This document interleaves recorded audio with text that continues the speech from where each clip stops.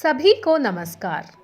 मैं आपको एक डिज्नी कहानी सुनाने जा रही हूँ जिसका शीर्षक है डम्बो का बर्फीला दिन। डम्बो एक बहुत ही विशेष हाथी था। उसकी छोटी आंखें थी, बड़ी नाक और और बहुत बड़े कान थे। सभी लड़कों ने उसे अपने बड़े कानों के लिए छेड़ा।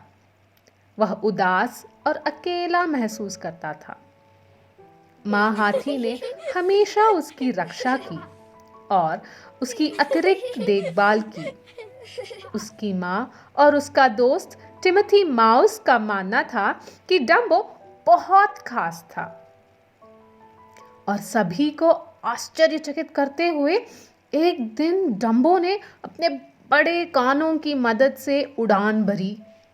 सर्कस के सभी लड़के, लड़कियां, माँ और पिताजी डम्बो को एक पक्षी की तरह उड़ते हुए देख चकित हो गए।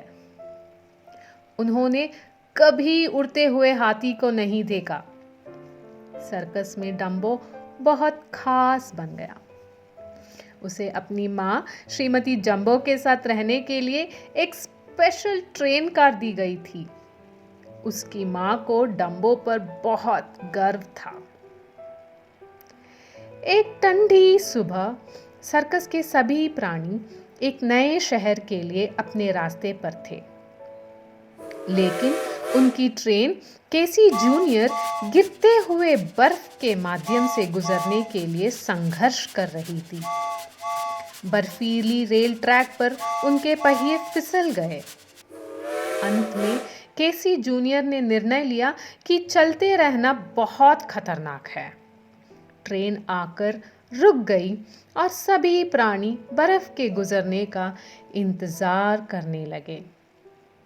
डम्बो बहुत खुश था कि ट्रेन रुक गई थी। उसने पहले कभी बर्फ में नहीं खेला था।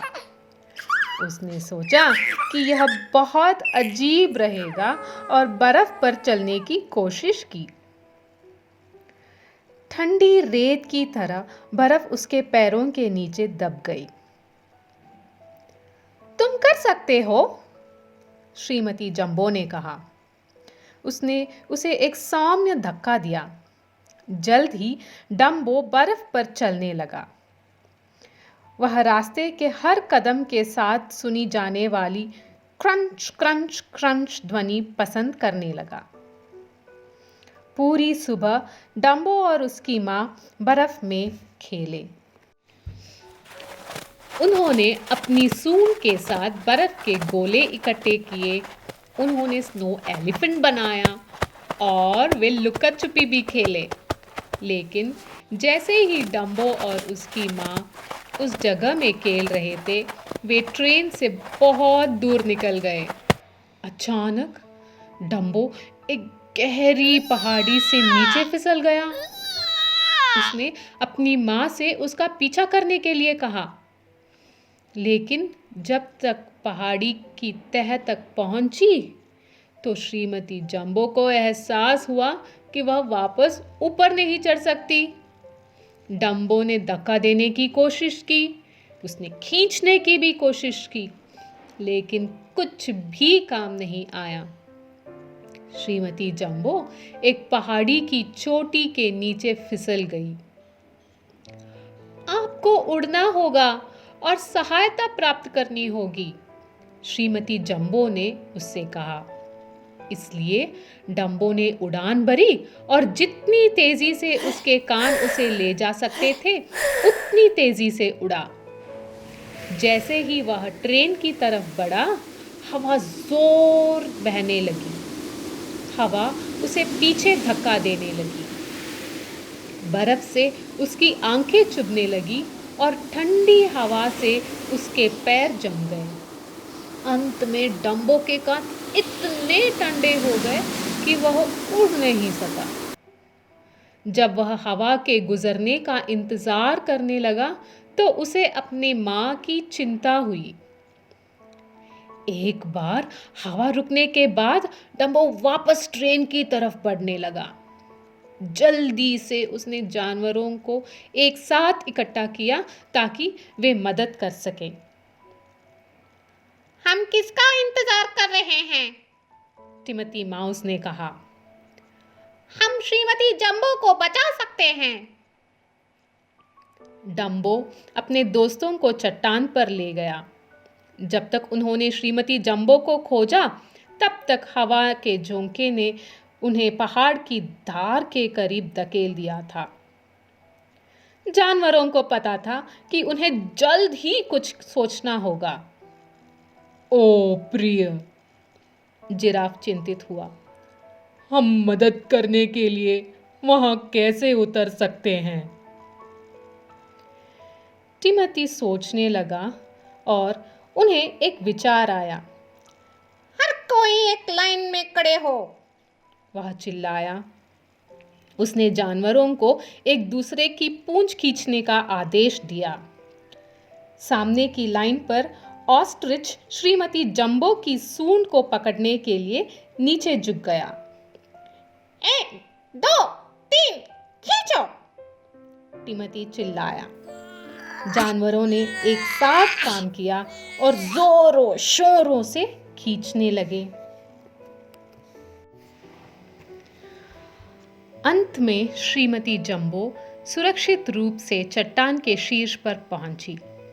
हुर्रे! सभी ने शोर मचाया।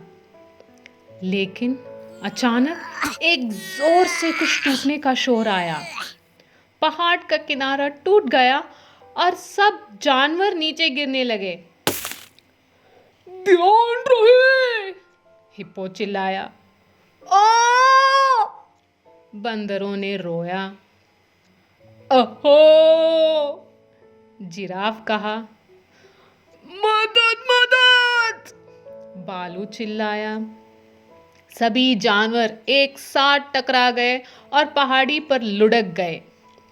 कुछ ही समय में वे एक विशालकाय स्नोबॉल बन गए थे। अब इसे कैसे रोकेंगे? टिमोथी चिल्लाया। स्नोबॉल की गति बढ़ती जा रही थी और जब तक क्रैश, बैंग, बूम! ओह! जानवरों का स्नोबॉल पहाड़ी के नीचे टकराया और सब अलग हो गए। क्या सब ठीक है? टिमोथी ने अपनी टोपी को सीधा करते हुए पूछा।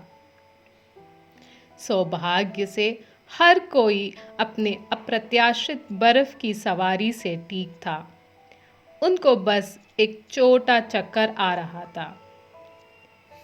सभी जानवर वापस ट्रेन की ओर चलने लगे। बर्फ पर चलना स्नोबॉल की सवारी की तरह तेज नहीं था, लेकिन यह बहुत कम डरावना था। उस रात श्रीमती जंबो ने डम्बो को एक गर्म स्नान दिया। आज मदद पाने के लिए, उड़ान भरने के लिए धन्यवाद, श्रीमती जंबो ने अपने बेटे से कहा। मुझे आप पर गर्व है। डम्बो मुस्कुराया और उसके सिर पर सूंड से पानी भरकर डाल लिया। हाँ, मत बोलो मेरे बारे में, टिमोथी माउस ने अपने टी कप स्नान से कहा। मैंने भी मदद की, मिसेस जंबो ने सिर हिलाया। आपने निश्चित रूप से किया, धन्यवाद। हाँ जी, टिमोथी ने कहा। यह कुछ भी नहीं था, कुछ भी नहीं है। तब तक बिस्तर का समय था। डम्बो अपनी माँ के आंचल में सो गया और टिमोथी माउस ने डम्बो के कान के नीचे सो गया। Good night my darling, Shrimati jumbo ने धीरे से कहा। नींद अच्छी आए, टिमोथी ने कहा। डम्बो तुरंत सो गया।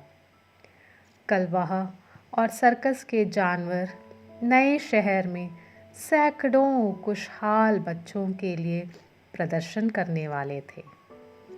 लेकिन जैसे जैसे बर्फ बाहर गिर रही थी, डम्बो अपनी माँ के पास सुरक्षित और महफूज होने के लिए बहुत खुश था। यह कहानी यहीं पर ख़त्म होती है। ऐसे ही रोचक कहानियों के लिए हमारे चैनल टेल स्टोरीज़ को सब्सक्राइब करें। अभी के लिए अलविदा।